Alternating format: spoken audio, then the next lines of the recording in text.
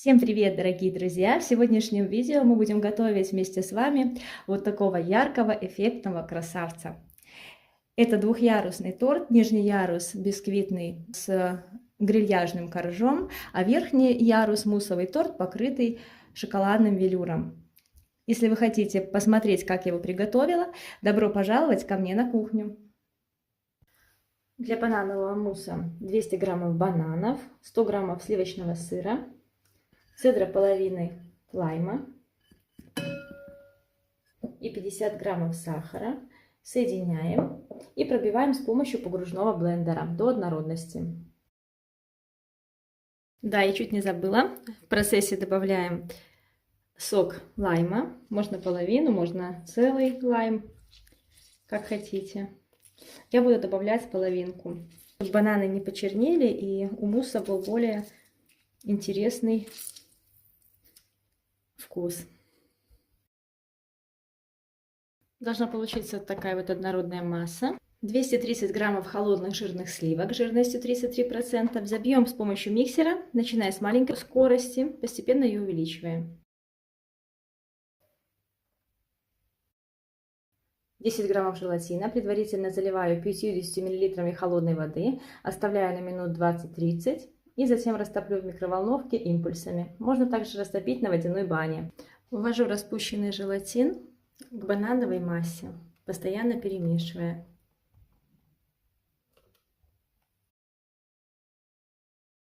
И после этого вмешиваю сливки взбитые в 2 приема.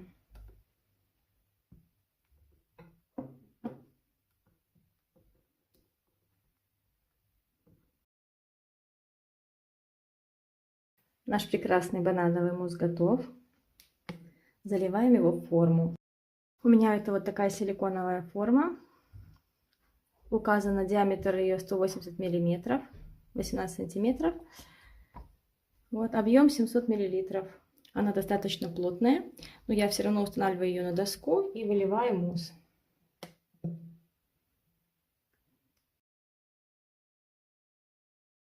Затем беру коржик, диаметр 15 сантиметров коржика моего. Это у меня бисквит на шампанском. И помещаю его на мусс.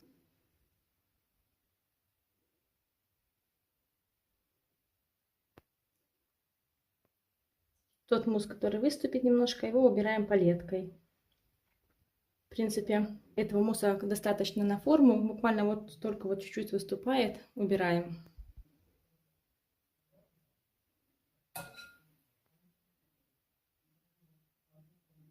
Накрываю сверху пищевой пленкой, чтобы не впитывал торт посторонние запахи. И отправляю в морозильную камеру. Для приготовления бисквита нам потребуется 5 яиц общим весом 300 граммов. Помещаем их в жаропрочную миску. Добавляем немного соли и 200 граммов сахара. Перемешаем с помощью венчика. И отправим на водяную баню, то есть поставим над кастрюлькой со слабо кипящей водой и постоянно перемешивая, дождемся растворения сахара.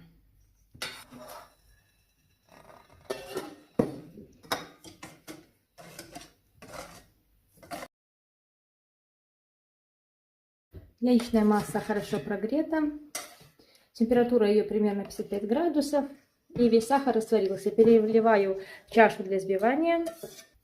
И взбиваю на высокой скорости миксера 10 минут. Яйца хорошо взбиты. Вот такие они получаются воздушные. И теперь всыпаем просеянную муку 200 граммов. Буду всыпать в 2-3 приема.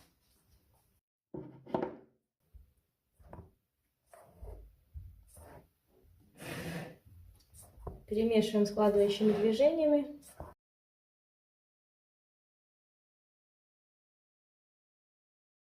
Стараемся не вымешивать слишком интенсивно, чтобы сохранить взбитость яиц. Как только все комочки муки будут вымешаны, больше вымешивать не нужно. Берем 10 граммов сливочного масла.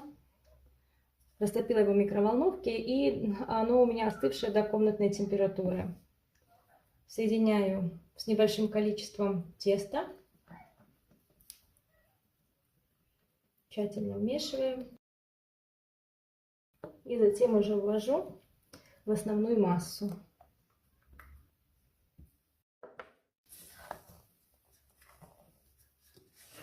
Еще раз перемешиваем, чтобы масло распределилось равномерно.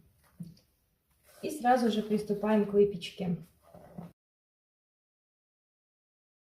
Все, тесто готово. Перекладываю его в форму. Форма у меня диаметром 20 сантиметров, но она у меня очень высокая, 15 сантиметров в высоту. Но если у вас более низкая форма, лучше выпекайте в двух формах, чтобы тесто не вылилось наружу во время выпечки. И отправляем в духовку, разогретую до 170 градусов. Выпекаем бисквит до готовности. У меня он выпекался 50 минут. Вам может понадобиться чуть больше, чуть меньше времени. Готовность, как всегда, проверяем деревянной палочкой. Вставленная в центр, она должна выходить сухая. И бисквит должен пружинить.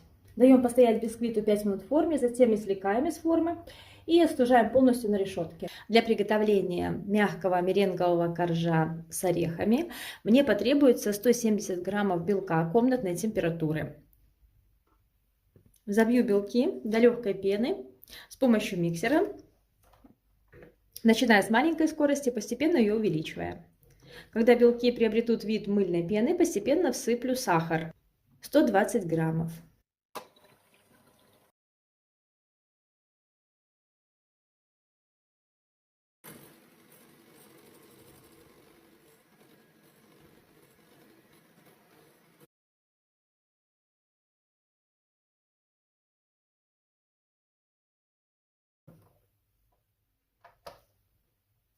Взбиваем до плотного состояния. Еще немножко взбиваем.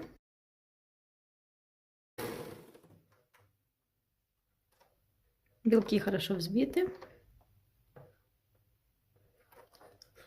Больше взбивать не нужно. Теперь нам понадобится 200 граммов очищенных грецких орехов. Я порубила их с помощью ножа на такие вот средние кусочки. Добавляю к орехам 10 граммов кукурузного крахмала и 30 граммов пшеничной муки, а также чайную ложку без горки разрыхлителя для теста. Все перемешаю. И после чего введу в меренгу с помощью лопаточки.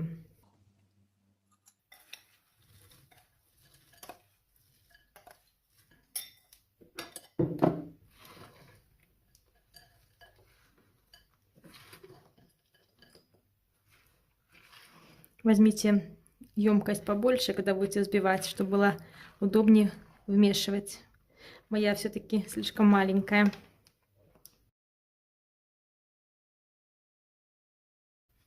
Ввожу в 3 приема, но до конца не вымешиваю, слегка только.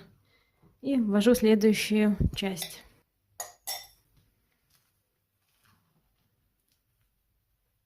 Вмешиваем складывающими движениями снизу вверх. Чем меньше движений мы сделаем во время вмешивания, тем более воздушная масса у нас получится и более нежный корж. Поэтому стараемся сильно много не вымешивать. Как только все объединится, сразу же останавливаемся. Проверяем, или не осталось ни промесов. Все. И теперь перекладываем корж в подготовленное кольцо диаметром 20 сантиметров. Дно кольца я обернула фольгой 2 слоя.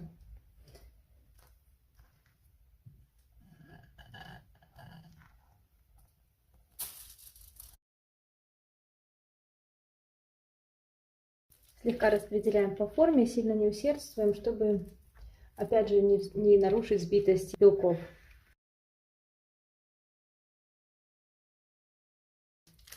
И отправляем наш корж в духовку, разогретую до 180 градусов. Выпекаю бисквит до готовности. У меня он выпекался 50 минут. Вам может понадобиться чуть больше, чуть меньше времени. Все будет зависеть от особенностей вашей духовки. Достаем бисквит и даем постоять ему в форме минут 5. Затем вырезаем из формы и остужаем полностью на решетке. В следующий раз, я думаю, надо застелить бока формы бумагой для выпечки. Так корж будет потом легче извлекаться.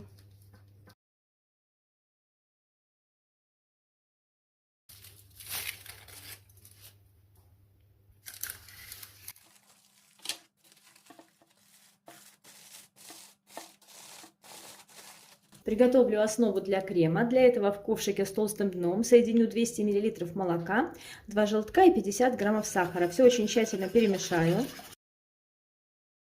чтобы желтки полностью смешались с молоком. Добавлю ванильный экстракт. Можно добавить натуральную ваниль, можно добавить ванильный сахар. На небольшом огне, постоянно перемешивая тщательно, доведем до легкого загустения. Температура при этом, если измерить, будет 82 градуса. Жесткая лопатка.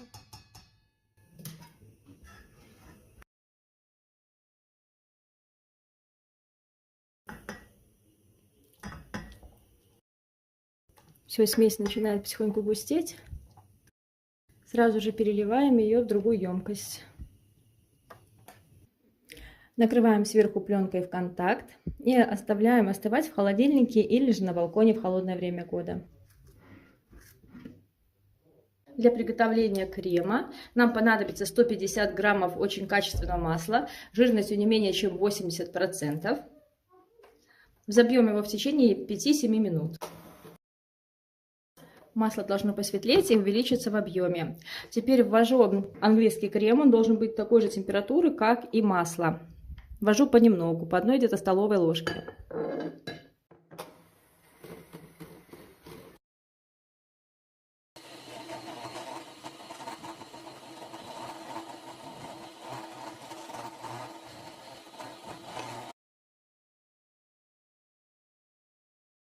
Английский крем добавляем не весь, а только половину.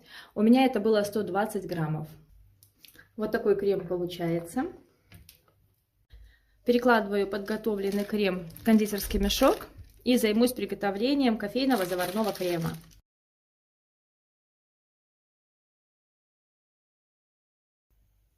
В торте будет два вида крема. Я приготовила заварную основу для второго крема. Второй крем у меня будет кофейный заварной. Накрыла пищевой пленкой в контакт, чтобы крем остыл до комнатной температуры. Как приготовить заварную основу, есть подробный рецепт уже на канале. Ссылка будет в описании под видео. Заварная основа у меня здесь приготовлена из 200 мл молока, 20 граммов крахмала, 60 граммов сахара и 2,5 столовых ложек растворимого кофе. А также я использовала одно яйцо. Венчики и миску для взбивания я не мыла. Все равно крем будет масляный для экономии посуды. Кладу 100 граммов мягкого масла и остывшую до комнатной температуры кофейную заварную основу. И взбиваю все с помощью миксера до однородного крема.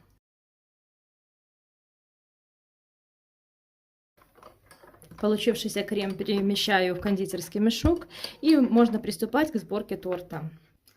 Во вторую часть английского крема добавлю 10 граммов коньяка. Перемешаю и буду использовать для пропитки генуэзского бисквита. Замороженную черничную прослойку достала из морозилки. Генуэзский бисквит разрезала на 4 коржа. Буду использовать для сборки 3 коржа. И ореховый корж также разрезала на 2 коржа. Генуэзский бисквит хорошенечко пропитаю английским кремом. Буду использовать третью часть, так как у меня 3 коржа. И теперь наношу заварной кофейный крем.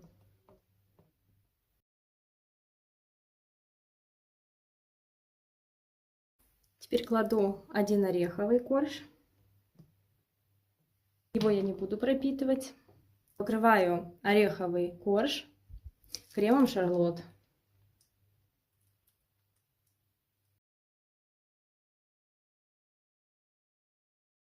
Затем второй ореховый корж. И выдавливаю вторую часть крема шарлотт.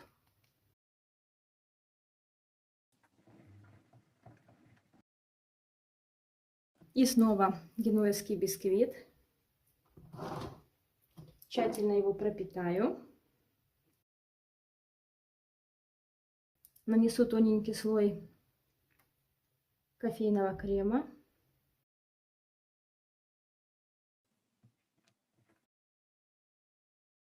Помещаю замороженную прослоечку.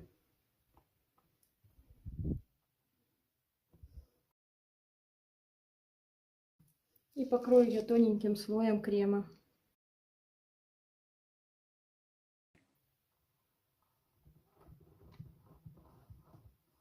И помещаю последний бисквит, который тоже тщательно пропитаю.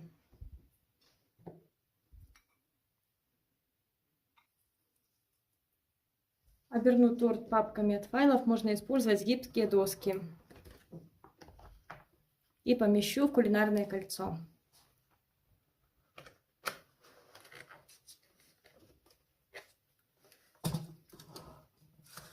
Зажимаю в кольце. Помещаю на торт картонку круглую, обернутую пищевой пленкой. А сверху размещаю какой-нибудь небольшой груз, чтобы торт был более ровным и его было легче выравнивать. Торт хорошо пропитался, простоял ночь в кольце. Я извлекла из кольца и теперь покрою крем-чизом на сливочном масле. Рецепт приготовления крем-чиза на сливочном масле есть на канале, ссылка будет в описании под видео.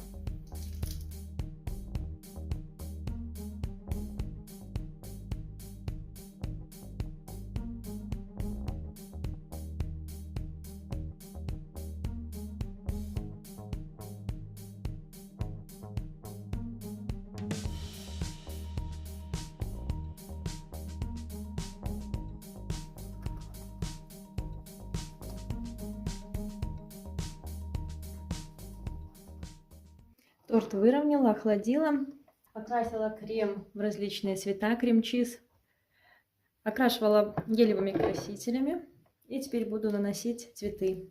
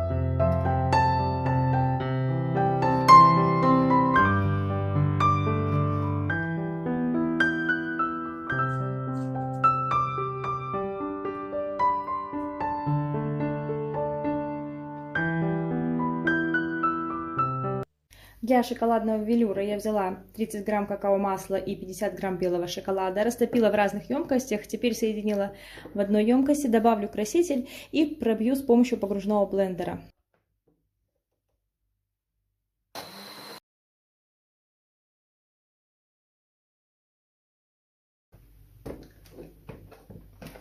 Добавлю немножко еще уже растворимого красного красителя, чтобы цвет был более насыщенный. А до этого я добавила гелевый цвет фуксия, но он как-то не очень получился похожим на фуксию.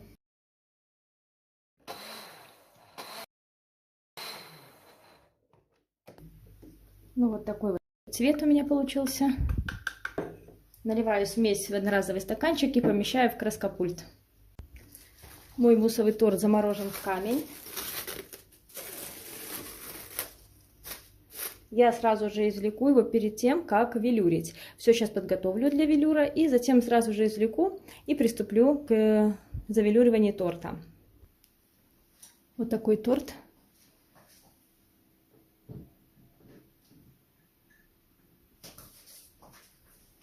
И сразу же велюрю.